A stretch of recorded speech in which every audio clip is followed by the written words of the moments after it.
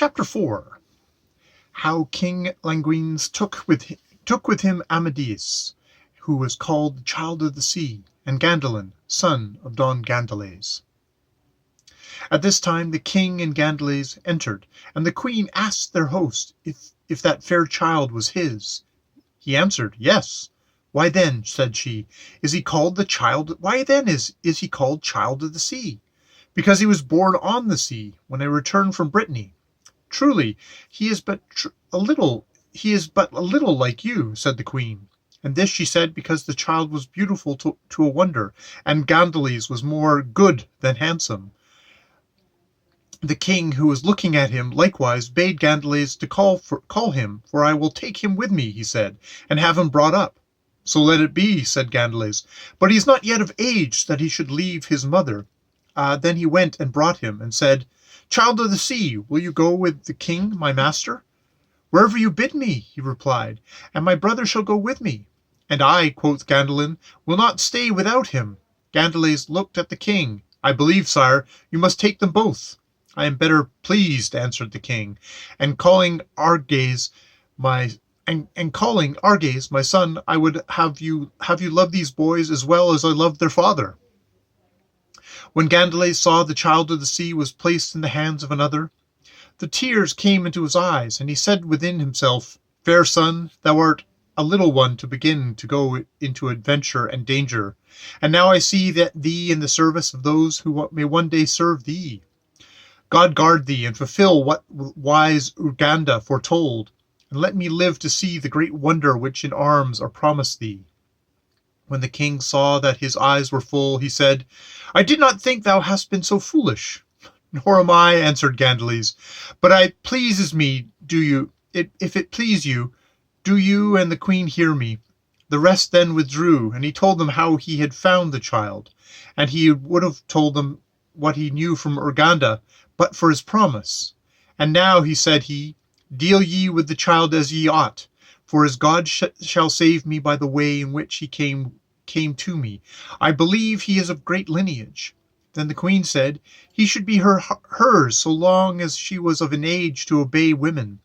And the next morning they departed, taking the children with them. Now I tell you that the queen brought up the Child of the Sea as carefully as if she had been her own son, and the trouble she took with him was not in vain, for such was his talent and so noble his nature, that better and more quickly than any besides he learnt everything. And he was so fond of the chase that they would let him, and he would always have been shooting with bow or training with dogs. And the queen loved him so that she would scarce suffer him to be out of her sight. Now King Perion, after consulting clerks, abode in his kingdom, and many times he thought upon the words which the damsel had spoken, yet he could not understand them. After some time, he being in his palace, there came a damsel, and gave him a letter from Elsena, his love, whereby she gave him to know that her father was dead, and that she was unprotected, and for this cause he should pity her, for the Queen of Scotland, her sister, was coming with her husband to take possession of the land. King Perion, though he was sorrowful for Gartner's death, yet rejoiced to think that he should go for his mistress, whom he never ceased to love. And he said to the damsel, "Return and tell your lady that without delaying a single day, I shall speedily be with her." And the damsel returned joyfully. The king, then collecting a suitable retinue, set forth and journeyed till he came to the Lesser Britain, where he found news that the Languines was in mastery of all the land, except the towns which her father had left to Elsena. So hearing that she was at a town called Arcarte, he went there, and if he was well received need not be said, and she also by him who so dearly loved her. The king told her to call together all her friends and kindred, for he would take her to wife. The which Elson did with great joy, for in that consisted the end of all her wishes. Now when King Languines knew the coming of King Perion, and how he would marry Elsena, he summoned all the noblemen of the land, and went with them to meet him. And when the marriage and the feast were concluded, the kings agreed to return into their own domains. Perion returned with Elsena his wife, came to a riverside where she would rest that night, and while the tents were erecting, he rode alone along the banks, thinking how he might learn something from Elsena about the child of whom Ungan the Picard had told him. So long he went on in this mood till he came to a hermitage, and fastening his horse to a tree, he went in to say his prayers. There was an old man within the habit of his order, who asked him, "Knight, is it true that King Perion has married the daughter of our king?" "Yea, verily," answered the king. "Praise be God," said the good hermit, "for I know certain that she loved him with all her heart." "How know you that?" "By her own mouth," he said. The king, then thinking to hear of him the thing he most desired to know, made himself known, and besought the hermit to tell him all he had heard from her. "Truly, sir," answered the good man, therein I should greatly fault, and you would hold me for a heretic if I should have divulged what was said in confession. Suffice what I tell you, that she loves you with true and loyal love.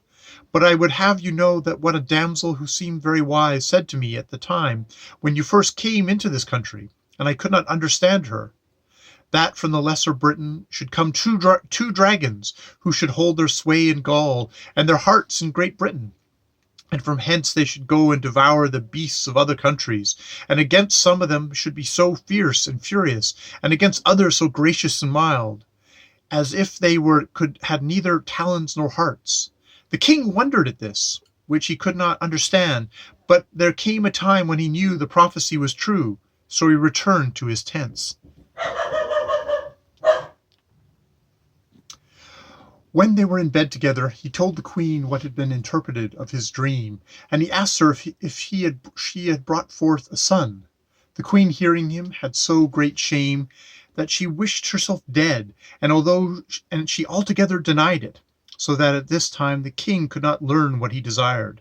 They continued their journey till they arrived in Gaul, and those of the land were well pleased with their queen, who was a most noble lady, and the king had by her a son and a daughter, whom he called Gaelor and Melicia. When the boy was 2 years and a half old, when the boy was 2 years and a half old, it so was that the king, his father, sojourned at a town called Bangil, which was near the sea. The king looked from a window towards the gardens, where the queen and her ladies were solacing themselves, and the child with them, who then began to walk. They saw enter through a postern door that went out to the sea a giant, with a huge mace in his hand, so large and mismade that never a man saw him without affright. The women ran, some among the trees, the others fell down and shut their eyes, that they might not see him. But he went straight to the child, who was left alone, and taking him in his arms, he laughed and said, "The damsel told me true." And with that he went out the same way, and entering into a bark, put to sea. The queen, who saw him carry away the child, shrieked loudly, but it nothing availed, and her grief was so great that though the king was greatly afflicted for the loss of her son, whom she could not succor, yet seeing that there was no remedy, he went to console Elsena, who was as it were destroying herself with excess of grief, remembering the first son she had exposed upon the sea, and now that she saw this gone also, she made the greatest raving in the world. But Perion took her with him to their chamber, and when she was somewhat calmed, she said to her, "Now I know what the wise men told me was true, for this was the last heart. So tell me all the truth, for, considering the state in which you were, you ought to not be blamed." And then the queen, though with great shame, related to him all, and he comforted her, and bade her live in good hope to hear good tidings of both their sons, whom it had pleased God to take away. The giant who carried away the child was a native of Leonis, and he had 2 castles in an island, and his name was Gandalac. He was not so wicked as other giants, but of a gentle and good demeanor, except when he was enraged, and then he would do great cruelties. He sailed on till he came to the cape of an island, where there was a hermit. Now the giant had peopled that island with Christians, and ordered alms to be given to him for his support. "Friend," said he, "take this child whom you must bring up for me, and teach him all that is convenient for a knight, for he is the son of a king and a queen, and I forbid you ever to be his enemy." The good man asked him why he had committed this great cruelty. "That I will tell you," he said. "I was about to embark to fight with Albadan, the fierce giant who slew my father and was taken from me, who slew my father and has taken from me the rock Galtres, which is mine. But there came a damsel to me and said, This which you want to do must be accomplished by the son of King of Parian of Gaul, who will have more strength and activity than thou have. I asked her if this was true. That shalt thou see, said she, when two branches of a tree shall be joined, which are now separated. In this manner Gaelor was left with the hermit. While these things aforesaid passed, King Phalangres resigned in Great Britain, who, dying without children, left a brother named Lusart, of great goodness in arms and much discretion, who had married Brisena, daughter of the King of Denmark, and she was the fairest lady that was to be found in all the islands of the sea. So after the death of Phalangres, the chief men of his land sent for Lusart to be their king.